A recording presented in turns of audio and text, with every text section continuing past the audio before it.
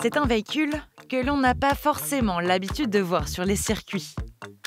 Avec une vitesse de pointe de 160 km/h, la trottinette électrique a pourtant toute sa place sur la ligne de départ. C'est au Mans qu'a lieu le lancement du tout premier championnat de France. Et forcément, cela attire les curieux. Je pensais pas genre ça pouvait être un sport, la trottinette électrique. Je pensais plus que ça pouvait juste être une activité comme ça pour se promener dans la ville et pas un sport. Quand on voit comment ils se débrouillent pour conduire ça, gérer, les faire tourner, c'est assez impressionnant quand même. On a connu les rollers, on a connu toutes sortes de choses. Pourquoi pas les trottinettes? Côté trotteurs, ils sont 27. Et contrairement aux apparences, tous ne disposent pas d'expérience dans les sports automobiles. En ce qui me concerne, c'est purement en autodidacte, autant la conduite que la technique. C'est au feeling. La conduite, c'est au feeling. Je sens que ça va comme ça, moins comme ça.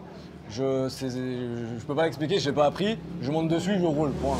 La discipline commence à se professionnaliser. Sa licence n'a même pas un an. Un premier championnat de France, c'est donc une victoire pour les adeptes de la trottinette électrique.